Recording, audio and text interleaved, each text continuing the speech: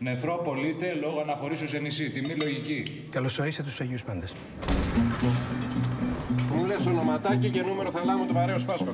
Αυτό μου τον κόβεις ότι δεν τη βγάζει τη νύχτα. Απ' τα κόκαλα βγαλμένα τον Ελλήνων. Αυτή δεν έχω ξαναγράψει. Αιμορραγή. Καρέ της τάβας. Λιωμένα χέρο, χέρο, ελευθερία. I will survive. I will survive.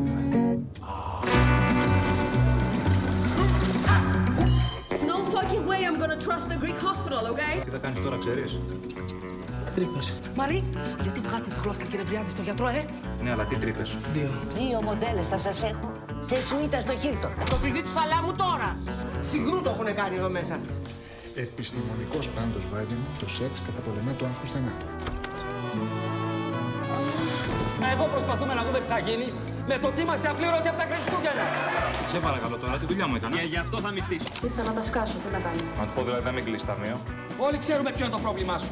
Η ΕΔΕ για το φακελάκι. Γρήγορος. Αμέσως προσαρμοστής. Δεν είναι ιδιοκτησία σας στο δημόσιο νοσοκομείο.